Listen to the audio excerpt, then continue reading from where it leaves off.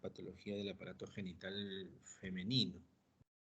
Dentro de estas, pues, el carcinoma in situ ha sido, es y sigue siendo una de las neoplasias de presentación bastante frecuente en nuestro medio, a pesar de que contamos, pues, con eh, las, las evaluaciones citológicas de screening del Papa Nicolau, ¿no? Que permiten definitivamente eh, identificar algunas lesiones citológicas desde los estadios muy iniciales, desde displasias leves a moderadas para tener una conducta terapéutica, ¿no?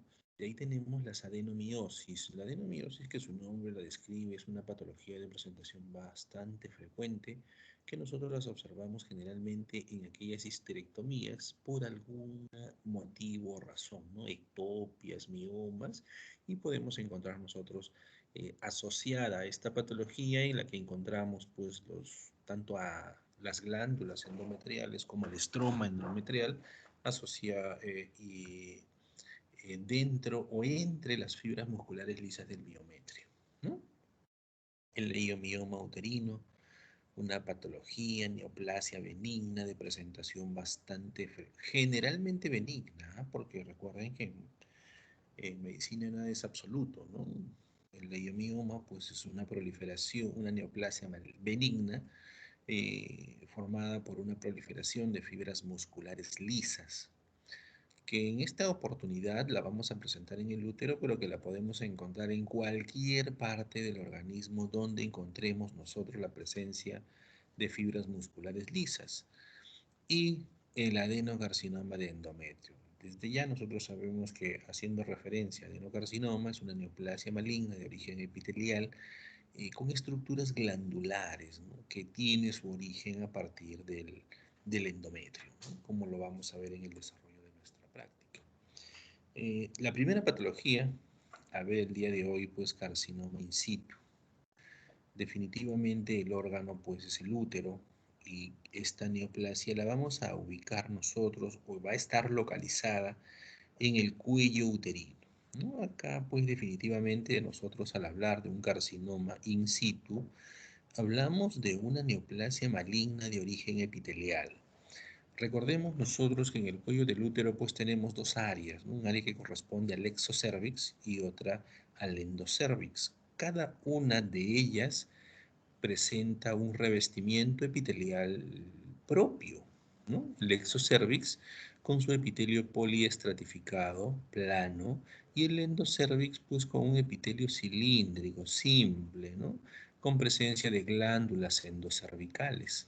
Entonces, este carcinoma in situ nosotros lo vamos a encontrar de localización frecuentemente en el exocervix, o podemos encontrarlos también en el endocervix en aquellos pacientes que han hecho metaplasia escamosa. Entonces también podríamos encontrar nosotros un carcinoma in situ a ese nivel. El agente condicionante que va a conllevar a que se presente este tipo de patologías definitivamente son los PBHs, ¿no? Los conocidos PBHs, pero en los serotipos de alto riesgo, como ya bien nosotros lo conocemos, ¿no? O sea, todo PBH me va a conllevar a tener una neoplasia maligna del cuello del útero. No, pues no, los serotipos de bajo riesgo generalmente no están asociados a este tipo de patología, ¿no? A diferencia que los serotipos de alto riesgo, como nosotros bien sabemos, estos pueden ingresar a estas células básicamente de la capa basal, ¿no? De la parte más baja del epitelio de revestimiento exocervical, a través de las relaciones sexuales. Se puede transmitir estos PBHs, estos van a ingresar, pues, al interior de la célula y van a producir cambios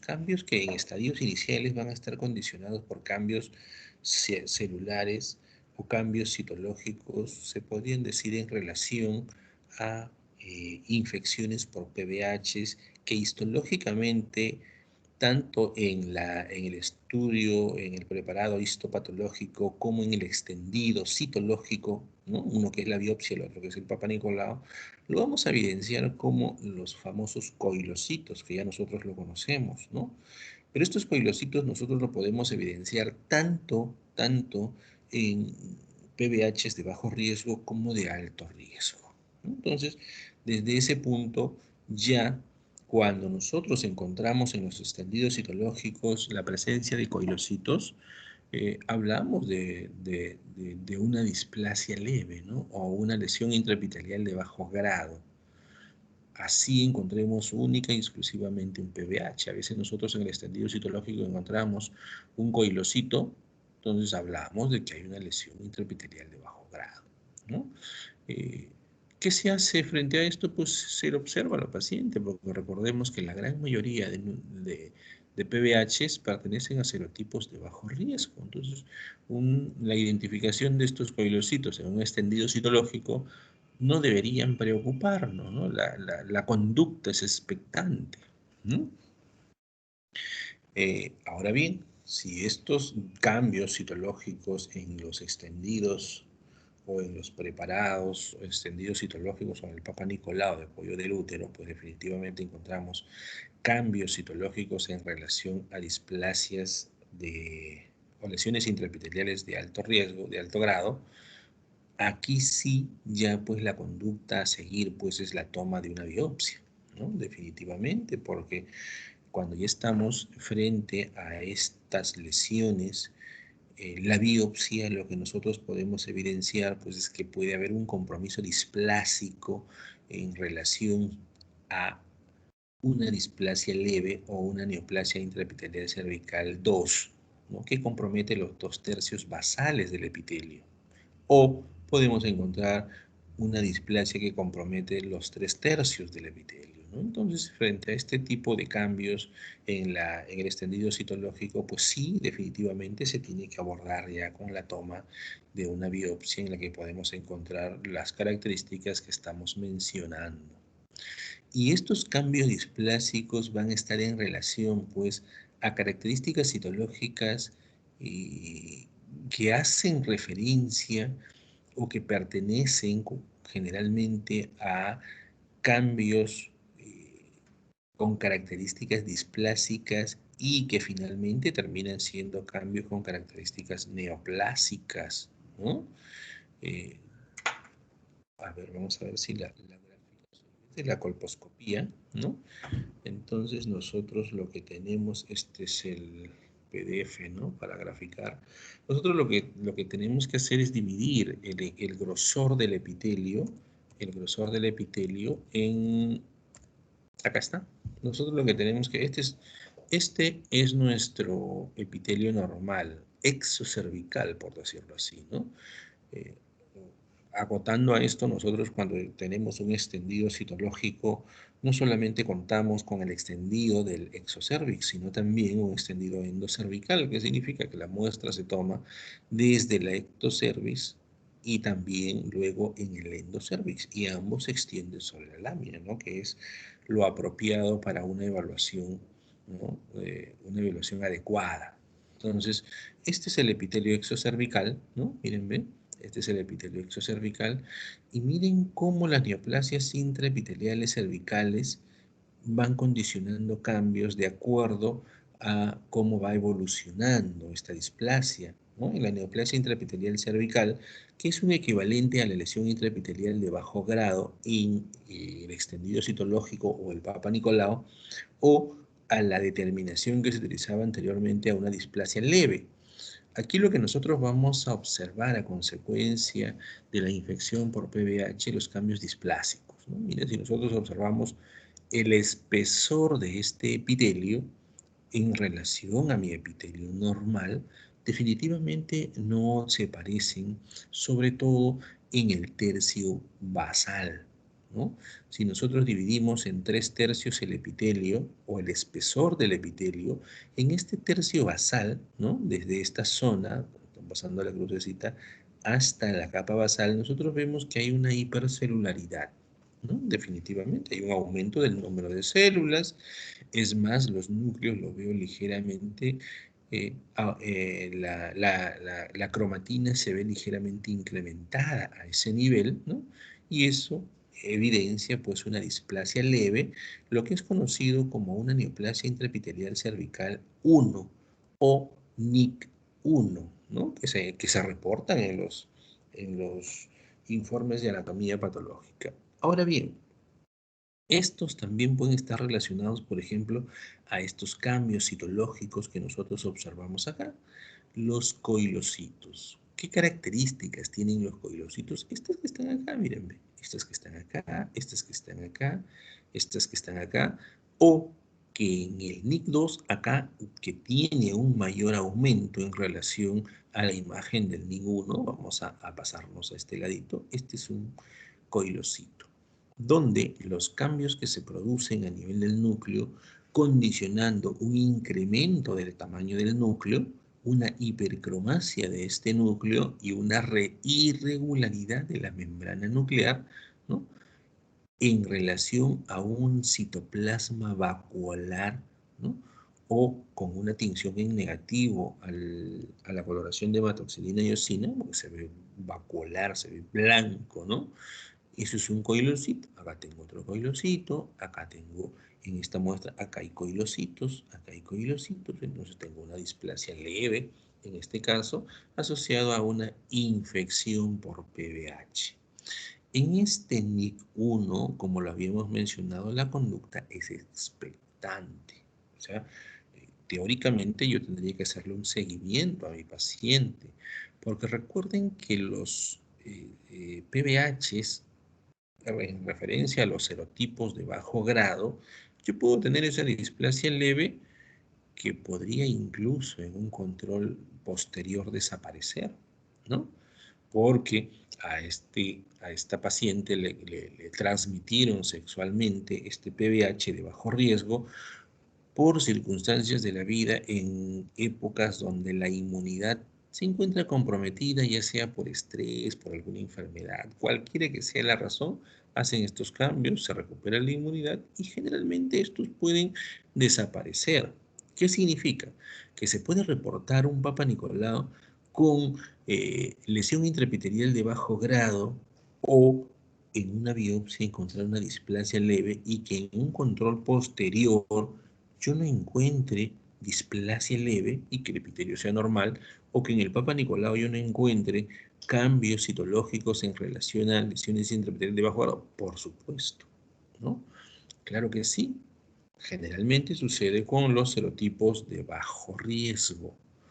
Ahora bien, pero cuando estos serotipos están en relaciones a serotipos de alto riesgo, estos pueden evolucionar a comprometer los 2/3 basales del espesor del epitelio y hablar de una displasia moderada o de una neoplasia intraepitelial cervical 2. Y aquí estamos en relación pues al NIC2, ¿no? Porque todavía existe maduración en las células superficiales y tenemos lógicamente asociados a los coilocitos, ¿no? A estos cambios coilocitóticos condicionados por los PBH. Cuando yo tengo ya una displasia moderada o una neoplasia intraepitelial cervical 2, ¿no? Definitivamente, si esas características yo le encuentro en un Papa Nicolau, tengo que hacerle una biopsia y tratar en lo posible de determinar qué serotipo está comprometiendo esta población. En anatomía patológica se puede hacer, por supuesto que se puede hacer. Nosotros tenemos marcadores de inmunohistoquímica que pueden determinar si estos cambios o estos componentes citológicos displásicos están en relaciones a PBHs de alto riesgo. Porque definitivamente si yo tengo la coloración positiva a los PBH de alto riesgo, definitivamente pues esto lo más probable es que vaya a evolucionar a un NIC3 y probablemente un carcinoma in situ y que termine formando parte de un carcinoma de cuello uterino, ¿no? Entonces, la conducta definitivamente va a ser diferente. Y en la neoplasia intraepitelial 3, ¿no? O NIC3, que está en relación a una displasia severa o a una lesión intraepitelial de alto grado en el Papa Nicolau, el compromiso displásico es de todo el espesor del epitelio, ¿no? Yo voy a encontrar cambios citológicos como hipercelularidad, como hipercromacia, como alteración, desorden en la maduración celular, y voy a encontrar a nivel superficial núcleos tan grandes como los encuentro en la capa basal. Observemos nosotros que en la maduración del epitelio exocervical, los núcleos en la capa basal son ligeramente más grandes y conforme van madurando, pues se van haciendo puntiforme. Es por eso que en los Papa Nicolau nosotros encontramos que se toma la muestra pues, del epitelio superficial o maduro, donde encuentro yo células planas con núcleos puntiformes de manera normal. Cuando hay cambios, ya pues hay que evaluarlos, aumento del tamaño del núcleo, la cromatina se hace bastante intensa, presencia de coilocitos, etcétera, etcétera, etcétera. Eso son los cambios en evolución que se producen en el cuello del útero, ¿no? ¿Qué tenemos acá? En el corte se observa un cuello uterino cuyo epitelio muestra franca hiperplasia de células uniformes. Lógicamente, ha hecho referencia a que hay un aumento del número de células o una hipercelularidad, pero con cambios displásicos, ¿no? Con escaso citoplasma, porque el núcleo al hacerse más grande, ¿no? Como lo mencioné acá, el citoplasma se hace más pequeño o el término más apropiado es se produce una alteración en la relación núcleo-citoplasma, ¿no? A consecuencia de que el núcleo se hace más grande, ¿no? Estos se hacen hipercromáticos, se produce una pérdida de la polaridad de los núcleos y estos proliferan en forma desordenada, ¿no? Y es frecuente que nosotros encontremos la presencia de mitosis. Recordemos que las mitosis nosotros las deberíamos encontrar normalmente solo, única y exclusivamente en la capa de células basales. Pero en estos cambios displásicos yo puedo encontrar mitosis por encima de estas capas, por encima de la capa de células basales. La puedo encontrar en el primer tercio, en el segundo tercio del espesor o en cualquiera de los niveles cuando estoy frente a un NIC3, ¿no? Entonces es propio. La membrana basal está conservada y adopta aspectos ondulantes. Va a haber compromiso neoplásico de las glándulas endocervicales, pero aquí estamos hablando de un de un compromiso o de una extensión de este carcinoma a las glándulas endocervicales, ¿no? Entonces, por eso es que hace referencia que la neoplasia maligna tiene eh, extensión glandular, ¿no? Pero siempre respetando la membrana basal, ¿no? No existe una ruptura de la membrana basal, ¿no? O sea, la membrana basal está indemne, ¿no? Y en ese caso, pues el diagnóstico sería carcinoma in situ con extensión glandular. Esta es la imagen colposcópica, ¿no? Donde se evidencia con bastante claridad una lesión eritematosa, ligeramente sobreelevada, porque hay una hipercelularidad a ese nivel, y con ligeramente congestivo, ¿no? Con presencia de vasos a ese nivel. Esa es la imagen de la colposcopía. Se toma la biopsia tanto del exocervix como del endocervix y definitivamente ahí se van a encontrar cambios displásicos en relación pues, a lesiones intraepiteliales. Y estas son las características citológicas, ¿no? Núcleos más grandes, hipercromacia nuclear, mitosis atípica, pérdida de la polaridad, alteraciones en la maduración celular e hipercelularidad con cambios displásicos, presencia de coilocitos y mitosis atípica. Por ejemplo, esta que está acá en la crucecita al costado, al lado derecho de la crucecita, es una mitosis. Esta que tenemos acá es una mitosis. A ver, vamos a ver. Esta que está acá, a ver. Esa es una mitosis, ¿no? La que está justo al centro de esa circunferencia, ¿no? Es una mitosis. Estos serían los coilocitos. Ahí está, el que está al centro sería el coilocito que nosotros vemos ahí. Entonces, y este es el espesor de todo el epitelio con su hipercelularidad, ¿no? Entonces, esos son los cambios. Ahora, ¿qué es lo que tenemos en esta imagen? En esta imagen, pues definitivamente lo que estamos observando, pues, es las características citológicas, ¿no? De las características citológicas en relación, pues, a una, a- en relación al espesor del epitelio. Entonces, es bastante claro que pues definitivamente hay una hipercelularidad. Las características citológicas pues están en relación pues a una, a una neoplasia maligna, porque mírenme, acá tengo un núcleo más grande, tengo un núcleo más pequeño, ¿no? Tengo una célula grandota, tengo una célula más pequeña que esta, hay una pérdida de la polaridad y una alteración en la maduración celular. Veo presencias de escoilocitos, miren este coilocito. Miren este núcleo gigante que yo observo ahí aumentado de tamaño, incluso con irregularidad de la membrana nuclear, ¿no? Y acá, por ejemplo, tenemos una mitosis, esta que está acá, ¿no? Una mitosis, ahí está, es una mitosis. Y las mitosis son atípicas, ¿no? Recuerden que nosotros no tendríamos por qué encontrar la presencia de mitosis por encima de la capa de células basales, ¿no? Y no tendría por qué encontrar yo núcleos grandes, superficiales, ¿no? Recuerden que conforme se va produciendo la maduración, yo debería encontrar núcleos puntiformes a nivel superficial. Y definitivamente eso no se cumple, ¿no? Esta es una característica citológica atípica completamente, ¿no? Acá tenemos, miren, el revestimiento. A menor aumento el revestimiento o el espesor del epitelio exocervical. Definitivamente, pues llama la atención que aquí hay un espesor del epitelio conformado por una hipercelularidad. A este aumento definitivamente es bastante difícil precisar las características histológicas, pero llama la atención que este cuello uterino, pues, o este epitelio de este exocervix está aumentado de tamaño, ¿no? Otra de las características a tener en cuenta, pero que no forman parte de las características anatomopatológicas de un carcinoma in situ, es que siempre en el estroma y en la parte periférica vamos a encontrar este infiltrado inflamatorio de tipo crónico. Ojo, siempre se encuentra en un carcinoma in situ, pero no forma parte de las características histopatológicas que contribuyan a hacer el diagnóstico de carcinoma in situ, ¿no? Es bueno mencionarlo porque recuerden que los infiltrados inflamatorios están en relaciones a otras patologías. Ahí podría yo decir que hay una cervicitis crónica o aguda, dependiendo del proceso inflamatorio. En la neoplasia maligna o en el carcinoma in situ debería ser un infiltrado inflamatorio de tipo crónico, ¿no? Casi siempre está.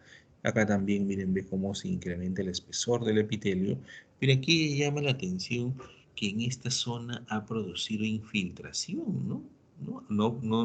La imagen no es nítida, pero sí me diera la impresión de que ya hay infiltración. Y si hay infiltración, ya dejaría de ser un carcinoma in situ, más bien sería un carcinoma invasivo. Pero este sí es un carcinoma in situ, ¿no?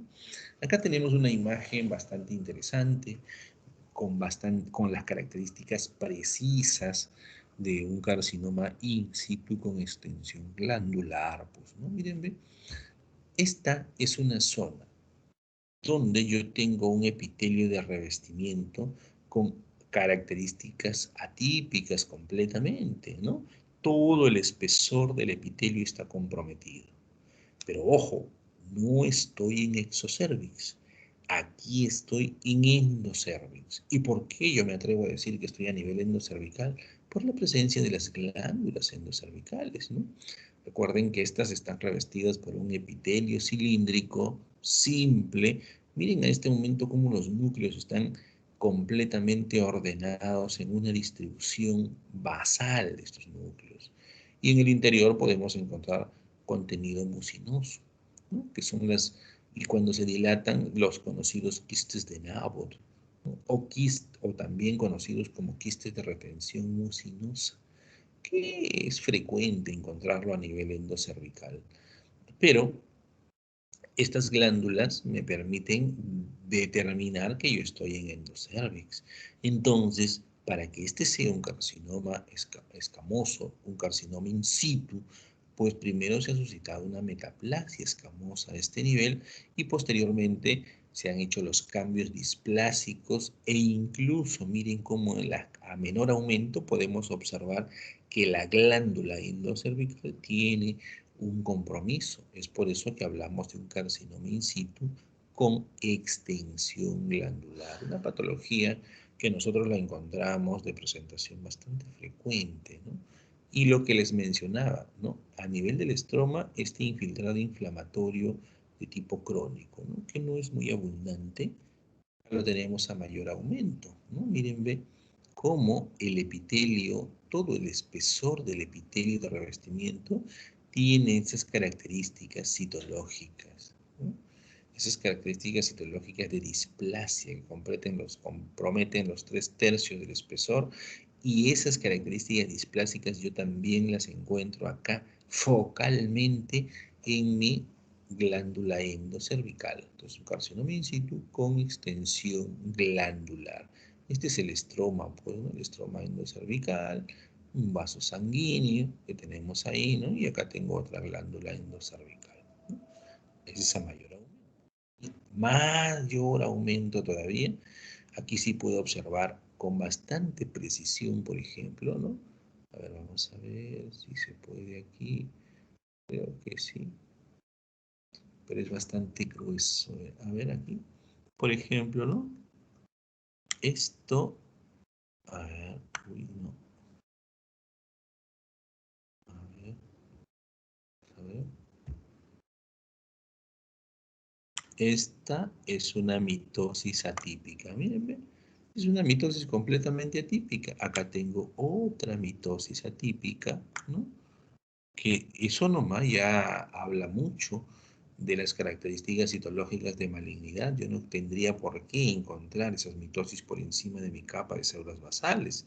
Pero además también en la capa de células basales, si bien es cierto, yo puedo encontrar mitosis, pero son mitosis completamente típicas, ¿no? Donde hay profase, anafase, telofase, ¿no? Todas las fases que nosotros conocemos de la mitosis. Pero estas son completamente aberrantes, completamente atípicas. Miren las células aumentadas de tamaño, la hipercelularidad, la hipercromasia de los núcleos, ¿no? La pérdida de la maduración celular, desde la parte inferior o basal hasta la capa superficial, el tamaño y las características de los núcleos que revisten este epitelio neoplásico tienen casi las mismas características. A nivel superficial yo encuentro núcleos bastante aumentados de tamaño, ¿no? Y que tienen un tamaño, por decirlo así, bastante parecido al de las capas basales. Y recordemos que en la maduración celular, pues estos deberían ir disminuyendo y encontrar a nivel superficial, pues, células puntiformes. Este es el carcinoma in situ, ¿no? Y aquí hablo de carcinoma in situ. Aquí está la glándula, parte de la glándula endocervical, pero no se observa el compromiso de la glándula, ¿no? Eso en relación, pues, al carcinoma in situ con extensión glandular. Otra patología frecuente que nosotros encontramos básicamente como un hallazgo, ¿no? Que es la adenomiosis. Y cuando hablamos de adenomiosis estamos haciendo referencia a adeno de glándula, ¿no? Adeno, cuando estoy hablando de un adeno estoy haciendo referencia a una glándula. Y miosis de músculo. Entonces, cuando digo adenomiosis, digo que voy a encontrar glándula entre la capa muscular, glándula dentro del miometrio, ¿no? El miometrio, recuerden que está formado por músculo, un músculo liso, básicamente. Pero aquí yo encuentro metido, no debería encontrar eso. Entonces, el órgano es subútero, ¿no? La localización básicamente es miometrio. Dentro de las descripciones que vamos a observar, nidos irregulares de estroma endometrial, sí, estroma endometrial con glándulas, algunas veces sin glándulas. Basta que nosotros encontremos estroma endometrial y ya estamos asociando adenomiosis. Pero podemos encontrar el estroma más sus glándulas, o sea, como un pequeño foco de endometrio en el interior del espesor del miometrio, ¿no? Distribuidos en el endometrio y separados de la capa basal, ¿no? Al menos con una distancia de 2 a 3 centímetros, ¿no? 2 o 3 centímetros por encima de la capa basal del endometrio, yo encuentro la presencia de estroma endometrial con o sin glándulas endometriales, y yo digo que hay una adenomiosis, ¿no? Pueden hallarse áreas de hemorragia en el interior de estos pequeños nidos de adenomiomatosos, ¿no? ¿Por qué? Porque muchas veces pues el endometrio pues tiene una respuesta hormonal básicamente. Recuerda que tenemos dos fases, una proliferativa, otra secretora, ¿no? Algunas veces, pues, esta localización de este endometrio, podríamos decir, de dentro del miometrio, pues tiene cierto comportamiento y algunos patólogos o algunas literaturas hacen referencia, pues, que pueden condicionar o favorecer aquellos dolores menstruales, ¿no? Porque están en relación, pues, a ellos, ¿no? Entonces, tengo ahí un poco de endometrio que se va a comportar algunas veces tan igual como un endometrio normal, pues, ¿no? Esa es la famosa adenomiosis, ¿no? Aquí tenemos, por ejemplo, macroscópicamente, eh, donde vamos a ver un engrosamiento difuso del miometrio, ¿no? Que simula una neoplasia y suele ser generalmente un hallazgo incidental, ¿no? Unas zonas como estas que están aquí, ¿no?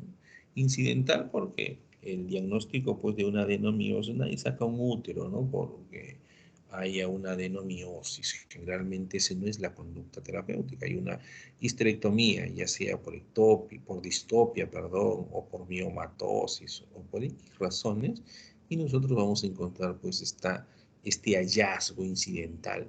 Y la otra cosa, o la otra característica anatomopatológica, es que estos hallazgos o estos componentes de la adenomiosis dentro de las características histológicas están en relación a benignidad. ¿Qué significa? No hay cambios displásicos ni neoplásicos en la adenomiosis, ¿no? Y acá tenemos, por ejemplo, miren, todo esto es el miometrio, ¿no? Es el miometrio en todo su espesor, y dentro de la capa, del espesor de la pared del útero, que es el miometrio, yo estoy encontrando la presencia de estas glándulas y estroma endometrial, ¿no? Entonces ahí yo digo que hay una adenomiosis, ¿no? Adenomiosis se refiere a la presencia de tejido endometrial dentro del miometrio. El tejido endometrial debe tener un campo de al menos 100x aproximadamente. La profundidad de la unión, por encima de 2.5 centímetros, ya lo habíamos mencionado. Y el miometrio circundante suele ser hiperplásico en esta relación. Entonces yo encuentro esto, digo adenomiosis. Generalmente un hallazgo incidental, ¿no? Como decimos, nadie lo quita, nadie lo saca, ¿no? Aquí también tenemos, miren, las fibras musculares lisas del miometrio y tenemos pues nuestro estroma y nuestras glándulas endometriales. Recordemos que las glándulas o el endometrio tiene un comportamiento en dos fases, una fase proliferativa, una fase secretora. Las características de estas glándulas de la adenomiosis pues tienen un tipo proliferativo, ¿no? Entonces, por las características que presentan, ¿no? Redondeadas o como estructuras tubulares, glandulares que nosotros nos encontramos ahí. El revestimiento epitelial de estas glándulas endometriales, porque esos son, no tienen características displásicas ni neoplásicas, así como también el estroma endometrial tampoco va a presentar características displásicas ni neoplásicas, ¿no? Entonces eso es bueno mencionarlo porque estamos frente a una patología neta y completamente benigna, ¿no? Sencillo, fácil de determinar. Y aquí tenemos el leiomioma. El leiomioma, que es una patología que nosotros ya la hemos visto, ¿no? Es una leio, viene de músculo, ¿no? Oma, el sufijo benigno, ¿no? Y aquí estamos hablando de una tumoración muscular, leiomioma, ¿no? Una tumoración muscular, netamente, el sufijo oma, generalmente en relación pues a una neoplasia benigna. Y decimos generalmente porque también existe la presencia de leiomiosarcomas, ¿no? O sea, estas fibras musculares lisas pueden malignizar, pero en su gran mayoría son benignas. O sea, hacemos la referencia del leiomioma, ¿no? ¿Dónde la vamos a encontrar? El órgano de localización. En esta oportunidad vamos nosotros a utilizar el órgano de localización, el útero.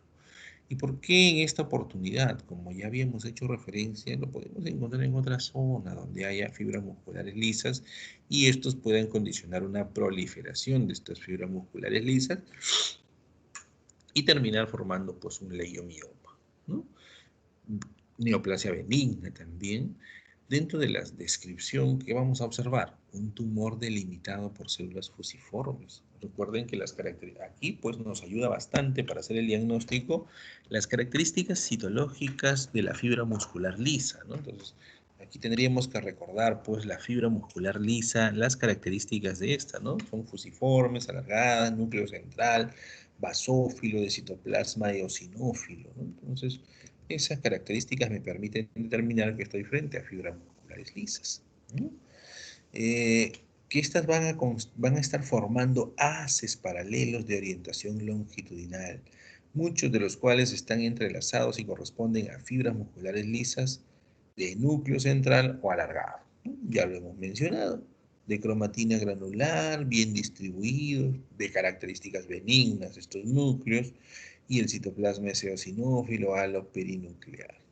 Ahora bien, la característica de la distribución de estas fibras musculares lisas en el leiomioma es bastante particular, ¿no? Vamos a ver nosotros en la tumoración que hay grupos de fibras musculares lisas distribuidos de manera longitudinal y al lado de ellas encontramos un grupo de fibras musculares lisas distribuidos de forma transversal, lo que cuando yo hago el corte voy a ver cierta diferencia, algunas en longitudinal, en corte longitudinal, otras en corte transversal, lo que le da a esta tumoración una característica a la macroscopía que nosotros la llamamos como arremolinados. Entonces hacemos un corte del leiomioma, ¿no? Y parece ser un remolino, ¿no? Algunas en un sentido, otras en otro sentido, ¿no? Dentro del, nosotros aquí la vamos a ver en el útero, ¿no? Estas son, miren, este es la vagina, este es el cuello del útero, ¿no? Este es el cuello del útero, este es el endometrio, la cavidad endometrial, esta es la pared del miometrio, ¿no? Y ahí estamos, ¿no? Tenemos nuestra trompa derecha, trompa izquierda, ¿no? Acá está una trompa, acá hay otra trompa, ¿no? Los ovarios no se logran visualizar en esta oportunidad, pero esta imagen nos va a permitir determinar, miren, la presencia, todas estas imágenes redondeadas que nosotros vemos acá, estos son leiomiomas. Leiomiomas, leiomiomas, leiomiomas, leiomiomas. Todos son leiomiomas. Yo les puedo encontrar frecuentemente en el útero, sí, pero también les podría encontrar en otra zona de localización. Y cada uno, de acuerdo a su localización, van a tener un nombre característico. Por ejemplo, estos que está aquí, por ejemplo, que hace una protrusión hacia la cavidad uterina, es el submucoso. O este que lo encuentro en el espesor de la pared del miometrio, es un intramural. O aquellos que sobresalen a la parte más externa, ¿no? A la pared externa, sobresalen, es el subseroso. Y hay otros que van a ser pediculados hacia el exterior, a la parte externa del útero o a la cavidad endometrial, ¿no? Y mírenme cómo podemos encontrar algunos que son pediculados, incluso nosotros recibimos en el ejercicio diario de nuestro trabajo, ¿no?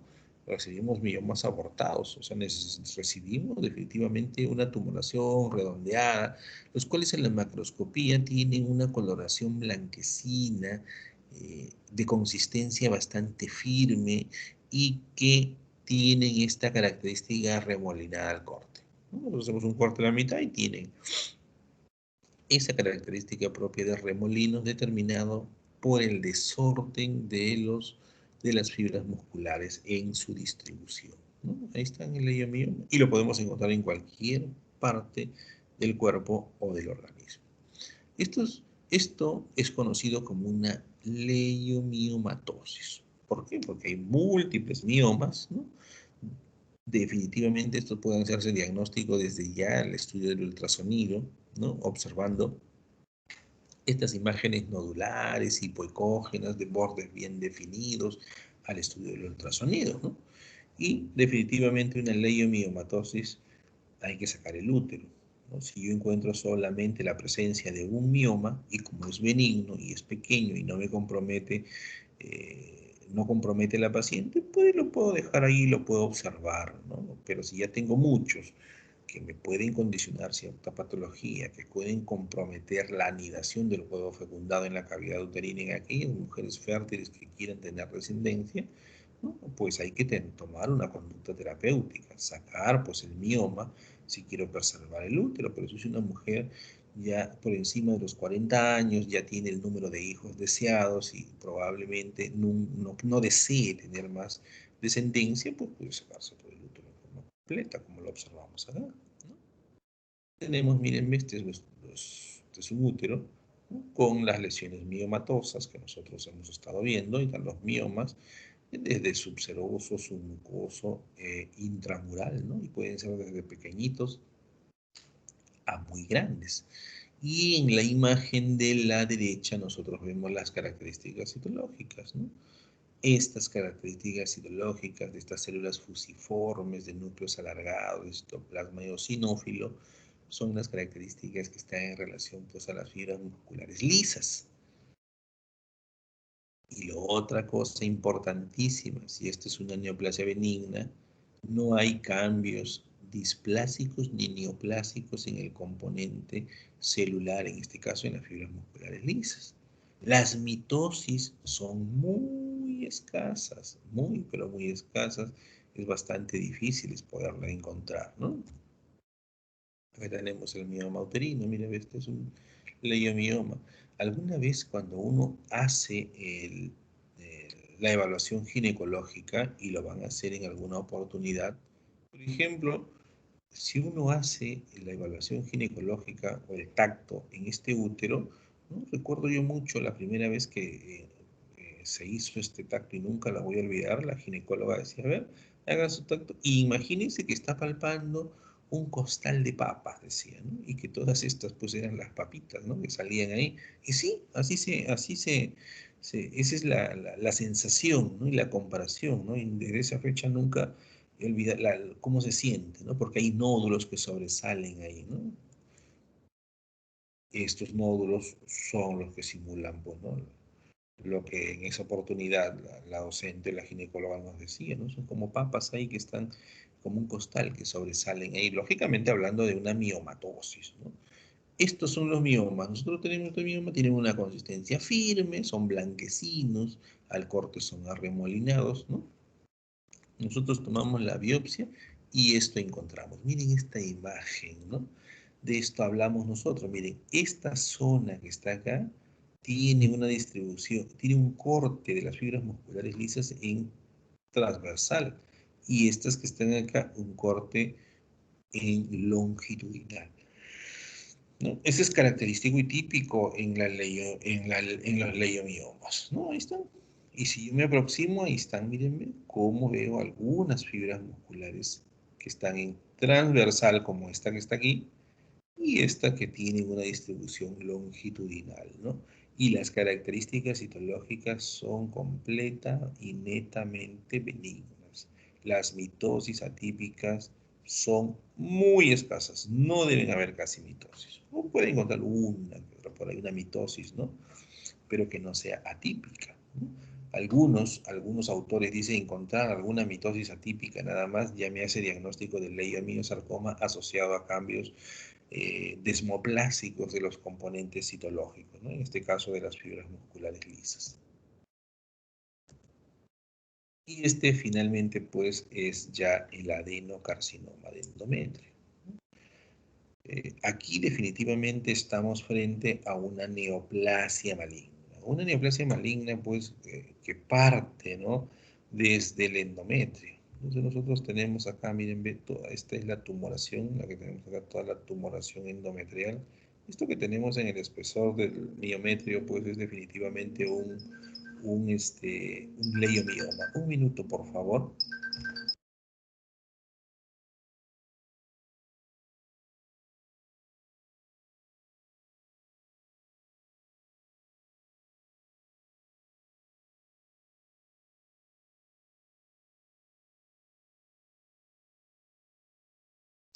Entonces, continuamos jóvenes. Entonces, este, como todas las neoplasias malignas, están en relación a un comportamiento de tipo infiltrativo.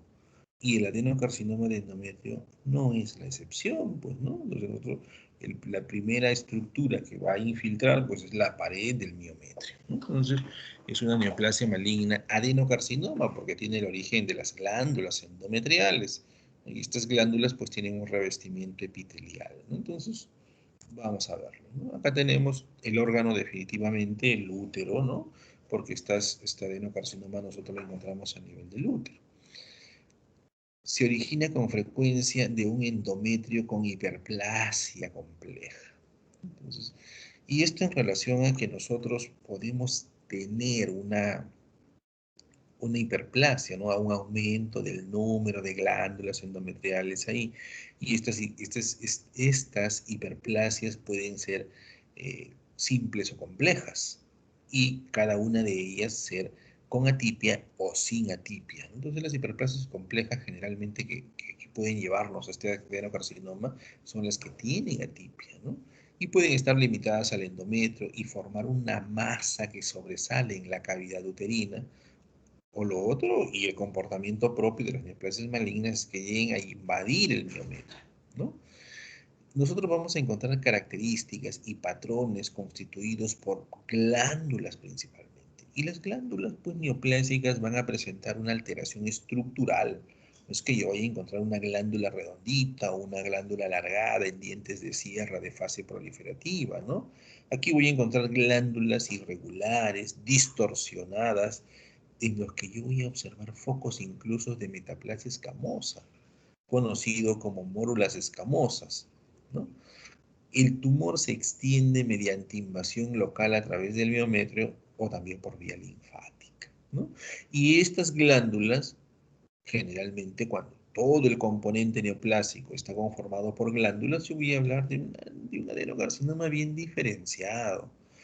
Conforme van perdiendo esta característica glandular, estas neoplasias, y se van haciendo sólidas, yo puedo hablar de un adenocarcinoma medianamente diferenciado cuando el componente sólido representa menos del 50% de mi tumoración, o un adenocarcinoma poco diferenciado cuando este componente sólido representa más del 50% de mi tumor, ¿no? Entonces, lógicamente, esto aunado a las características fenotípicas en relación a malignidad del revestimiento epitelial de estas glándulas, ¿no? Y ese es el adenocarcinoma de endometrio.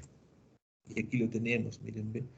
Esta imagen a mayor aumento de la que ya hemos visto, ¿no? Y tenemos dos tipos, el adenocarcinoma del tipo 1, que es el de presentación más frecuente. Aquí tenemos sus grupos etarios, generalmente asociados a estrógenos sin oposición, obesidad, hipertensión, diabetes, ¿no? La morfología es glandular, tipo endometrioide, ¿no? La hiperplasia son las que nos pueden llevar a este tipo con alteraciones de genes supresores tumorales, ¿no? Como el PTEN, ¿no? O el P53 en el caso del tipo 2, que está relacionado. El tipo 2 pues sí es menos frecuente y está relacionado básicamente a aquellos neoplasias más agresivas o a las neoplasias en relaciones a las poco diferenciadas, ¿no? Entonces, todos ellos tienen cierta relación. Este es menos frecuente en grupos etarios más grandes, ¿no? Tienen un comportamiento, se podría decir, más agresivo, ¿no? Y la gran mayoría de estos los encontramos acá, pues, ¿no? En este tipo 1. Tenemos, miren, si yo tengo una muestra de útero, un legrado uterino en el que yo encuentre esto, pues definitivamente, pues podré yo atreverme a decir y cualquiera de ustedes que esto no es bueno. Aquí definitivamente hay, en primer lugar, componentes tubulares, glandulares o acinares. Glándulas, son glándulas, glándulas, glándulas, donde las glándulas están en gran número, en un número incrementado, podría yo decirlo, ¿no? Donde estas glándulas definitivamente tienen revestimientos epiteliales atípicos, ¿no? Por ejemplo, tienen estratificación, tienen núcleos hipercromáticos. A este nivel yo lo podría ver. los cuales están condicionando, miren, alteraciones estructurales de mis glándulas. Miren, esta glándula totalmente aberrante, ¿no? Estos núcleos acá, ¿no? Entonces, todas las características citológicas de malignidad, ¿no? Yo encuentro núcleos hipercromáticos, mitosis atípica, nucleolos, glándulas pegadas unas con la otra, puedo decir espalda con espalda, ¿no? Todas esas características, una hipercelularidad con alteración estructural, todas esas características en relación a malignidad, ¿no? Entonces, a mayor aumento la proliferación de glándulas, miren, ve, pegadas unas con las otras, ¿no? A los cuales se le llama el fenómeno espalda con espalda. Y las características citológicas de malignidad: presencia de núcleo, irregularidad de la membrana nuclear, estratificación, hipercromasia, ¿no? Mitosis atípica yo puedo encontrar en este revestimiento epitelial, ¿no? Y estas glándulas de esa distribución, pues eso definitivamente bueno no es, ¿no? Acá vemos otra. Y acá está la mitosis atípica, miren, en el revestimiento epitelial. Ahora vamos a ver si acá, este que está acá, hoy no, no, acá, esta que nosotros encontramos es una mitosis atípica, ¿no? Y ahí está. La estratificación, toda esta estratificación del revestimiento epitelial, ¿no? Lo cual no es normal, que nosotros encontremos varios estratos a ese nivel. Acá tenemos otra mitosis. Ahí está, mírenme. Mitosis, ¿no? Atípicas completamente, ¿no? Núcleos grandes, presencia de nucleolos, estratificación, glándulas unas juntas con las otras, ¿no? Entonces, definitivamente, todas las características citológicas de malignidad están presentes aquí en esta neoplasia maligna, ¿no? Que es el adenocarcinoma. Ahora, esto tiene un comportamiento infiltrativo, se va metiendo al interior, al espesor del endometrio, ¿no? Aquí tenemos proliferaciones de glándulas que presentan atipia, estratificación de las mismas, presentando nucleolos excéntricos, hipercromáticos y pleomórficos, ¿no? Núcleos más grandes, más pequeños, todas las características en relación a malignidad que nosotros podemos encontrar en cualquier otro tipo de tumor. Bueno, jóvenes, esa es la práctica número 14, ¿no? Para hoy día. El día de mañana estamos haciendo la práctica 15 y la práctica 16 son dos, creo, casitos. Entonces mañana podemos hacer la práctica 15 y 16 y con eso estaríamos terminando, ¿no? Porque en la práctica 15 tenemos embarazo ectópico.